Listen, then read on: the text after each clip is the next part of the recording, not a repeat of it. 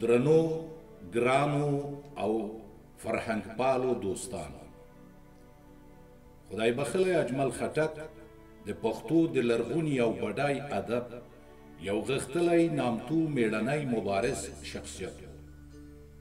د په خپل انقلابي او سیاسي ژوند کې په خپلو ګټورو آثارو او شعرونو کې د خپلو هیوادوالو انساني ارمانونه د کړېدلو بېوزلو او ځورېدلو اولسونو تریخ ژوند، غربت، محرومیتونه او د ټولنې ناخوالې نیمګړتیاوې د خپل لوړ فکر، تخیل او اوچت قلم په وسیله په ډیر عالی او ظریفانه بڼه انځور کړي دي.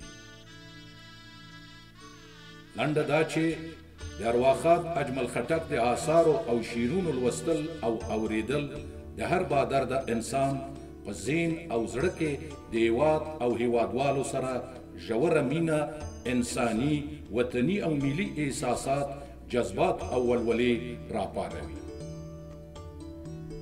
ما د خدای بخلي اجمل خټک یو ښکلی غزل غوره او دکلمه کړی دی، تاسو د ادب مینانو ته یې ډالۍ کوم.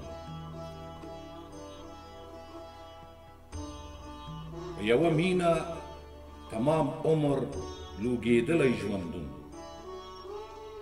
په یوه مینه تمام عمر لوګېدلی ژوندون، بله ډیوه تر سپین سهره سوځېدلی ژوندون. په کومه مینه، کوم سرور، کوم لیونتوب کې تیر شو، په کومه مینه، کوم سرور، کوم لیونتوب کې تیر شو، لکه ډیوه په تورو شپو کې بلېدلی ژوندون. دلته زخمی، هلته ستی، دلته زنځیر، هلته دار، دلته زخمی، هلته ستی، دلته زنځیر، هلته دار، څومره مصروف و دا زمونږه ځورېدلی ژوندون.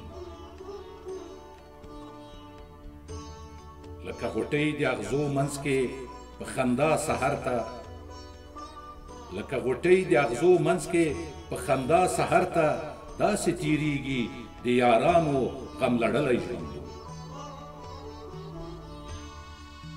اغزو د زړه په سر سوري کړو، ګلفروشو خرڅ کړو، اغزو د زړه په سر سوري کړو، ګلفروشو خرڅ کړو، لکه ګلاب و دا زمونږه غوړېدلی ژوندون.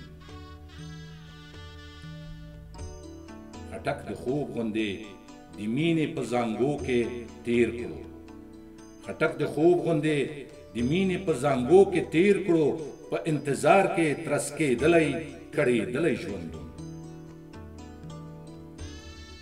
په یوه مینه تمام عمر لوګېدلی ژوندون، بله ډیوه تر سپین سهره سوځېدلی ژوندون. په کومه مینه، کوم سرور، کوم لیونتوب کې تیر شو، لکه ډیوه په تورو شپو کې بلېدلی ژوندون.